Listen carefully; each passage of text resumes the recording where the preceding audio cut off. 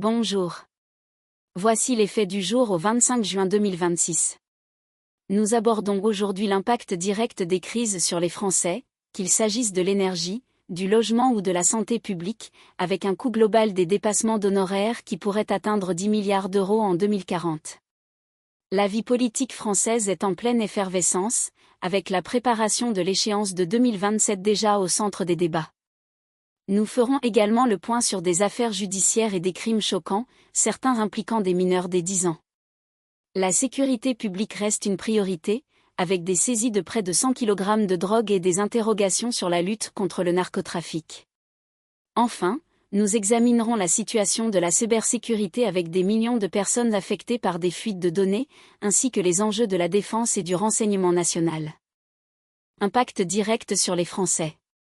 Les Français subissent actuellement un impact direct sur leur quotidien, notamment en matière d'électricité, de logement, de santé publique et de pouvoir d'achat. Le 23 juin, 119 000 foyers bretons ont été privés d'électricité après l'explosion d'un transformateur, un incident qui souligne la fragilité de nos infrastructures. Les réseaux électriques français sont mis à l'épreuve par la canicule persistante, les câbles RTE se dilatent dangereusement, posant des risques de défaillance. Face à ces défis climatiques, le gouvernement a annoncé la création d'un groupe de travail pour anticiper les crises de chaleur dès la rentrée. Le Premier ministre a évoqué le triste fléau des noyades en ouvrant la cellule interministérielle de crise canicule, appelant à la vigilance. Sur le front du logement, le ministre Vincent Jeanbrun a présenté un projet Relance Logement visant la construction de 2 millions de logements d'ici 2030, une mesure censée répondre à la crise du secteur. Le ministre a rappelé que, en 10 ans, les Français ont perdu l'équivalent de 25 mètres carrés de pouvoir d'achat immobilier. En matière de santé, les dépassements d'honoraires médicaux représentent une charge croissante pour les ménages. Ces dépassements pourraient atteindre 10 milliards d'euros en 2040, contre 5 milliards en 2025. Ces chiffres illustrent une pression financière significative pour les citoyens, touchant directement leur pouvoir d'achat et leur accès aux soins. La combinaison de ces facteurs pèse lourdement sur la cohésion nationale et la souveraineté économique des Français. Vie politique française. La scène politique française est agitée. La succession de crises, dont la canicule et l'affaire Liana, bouscule et affaiblit le gouvernement. La gestion de ces événements met en lumière les tensions et les défis auxquels l'exécutif est confronté. Le débat autour des médias et de leur régulation est également vif. Maxime Saada, PDG de Canal+, a jugé la mise en demeure de CNews par l'Arcom comme une décision politique, alimentant les discussions sur l'indépendance des instances de régulation et la liberté d'expression. L'horizon de 2027 commence déjà à dessiner les stratégies des partis. Éric Ciotti, président de l'UDR, a déclaré Nice être le « laboratoire de la droite » pour 2027 et a dévoilé ses mesures, marquant ainsi une première étape dans la campagne présidentielle à venir. Il a affirmé Nice, laboratoire de la droite pour 2027. Ce positionnement précoce met en exergue la course aux idées et aux propositions qui s'engagent. Parallèlement, en Nouvelle-Calédonie, la droite loyaliste espère une vague bleue aux élections provinciales du 28 juin.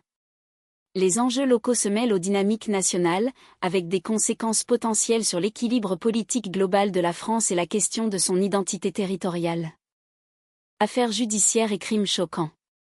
La France est confrontée à une recrudescence des violences, notamment impliquant des mineurs.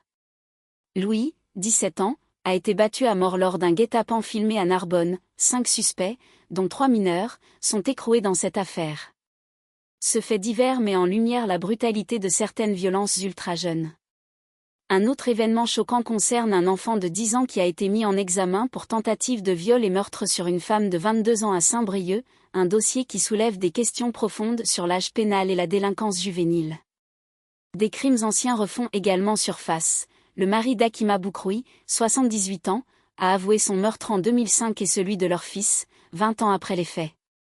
Cette affaire met en évidence la persévérance des enquêtes criminelles. Dans l'affaire Liana, Jérôme Barella est poursuivi pour viol et meurtre. La cause du décès reste indéterminée, laissant la famille des victimes dans l'attente de réponses définitives. Face à ce contexte, une loi intégrale contre les violences sexuelles est attendue à l'Assemblée nationale en septembre. Elle vise à renforcer l'arsenal juridique et la protection des victimes. Thierry Vasselet, père de Benoît, 17 ans, tué à Dax en 2025, a lancé un appel. La France doit être à la hauteur pour considérer les victimes de criminalité, soulignant le besoin de soutien et de reconnaissance pour ceux qui subissent ces drames.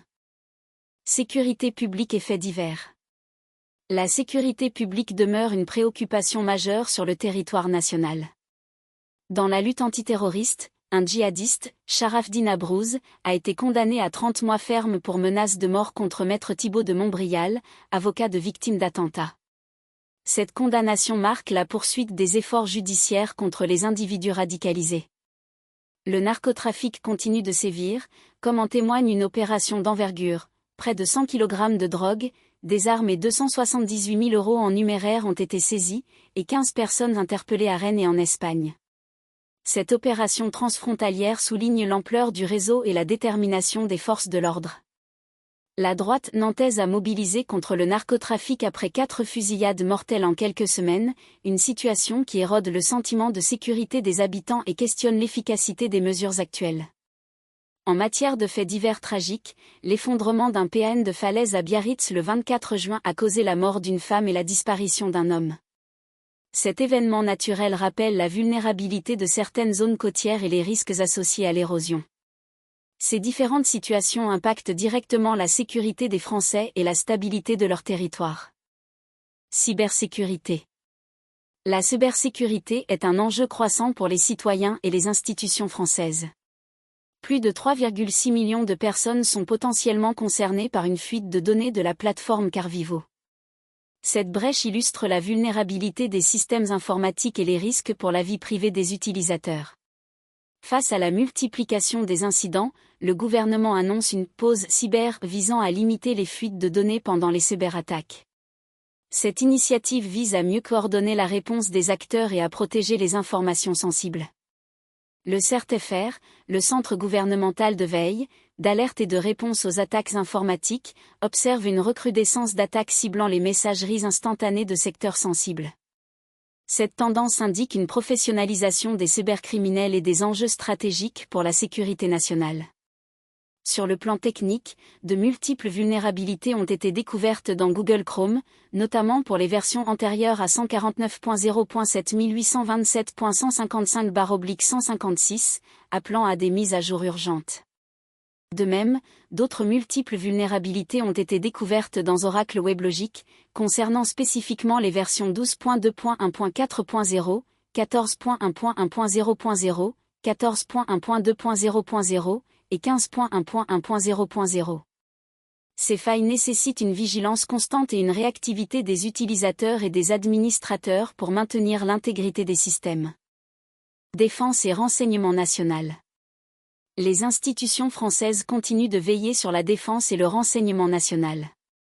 La délégation parlementaire au renseignement, la DPR, a publié son rapport annuel 2025 le 27 avril 2026. Ce rapport, attendu, offre une vue d'ensemble des activités des services de renseignement et de leurs défis, contribuant à la transparence démocratique sur des sujets sensibles. Parallèlement, un rapport sur l'arme du génie, daté du 11 février 2026, souligne des ruptures de capacité pour un engagement de haute intensité. Cette analyse met en évidence la nécessité de moderniser et de renforcer certains pans de notre outil de défense pour faire face à des menaces potentielles d'envergure. Dans la perspective de l'élaboration du budget de l'État, la Commission de la Défense nationale a nommé ses rapporteurs pour avis sur le projet de loi de finances 2027. Ce processus parlementaire est crucial pour définir les moyens alloués à nos forces armées et à nos services de sécurité dans un contexte géopolitique complexe. Ces travaux illustrent l'engagement continu de la France pour maintenir sa souveraineté et assurer la protection de ses intérêts nationaux face aux évolutions des menaces extérieures. En résumé, ce 25 juin 2026, la France fait face à des défis multiples. Les Français subissent les conséquences concrètes de la canicule sur leur quotidien, avec 119 000 foyers bretons privés d'électricité et la dilatation dangereuse des câbles RTE. La crise du logement et l'augmentation des dépassements d'honoraires médicaux, qui pourraient atteindre 10 milliards d'euros en 2040, pèsent sur leur pouvoir d'achat. Sur le plan politique, le gouvernement est affaibli par la succession de crises, tandis que les enjeux de 2027 se dessinent déjà. La violence juvénile inquiète, comme le montrent les affaires de Narbonne et Saint-Brieuc, et une loi intégrale contre les violences sexuelles est attendue. En matière de sécurité, les saisies de près de 100 kg de drogue et les condamnations de djihadistes illustrent la vigilance nécessaire, malgré la mobilisation contre le narcotrafic à Nantes. Enfin, la cybersécurité alerte avec la fuite de données de Carvivo touchant plus de 3,6 millions de personnes et les multiples vulnérabilités des systèmes. La défense et le renseignement national travaillent à adapter leurs capacités aux enjeux futurs, comme le souligne le rapport de la DPR 2025 et les ruptures de capacité de l'arme du génie.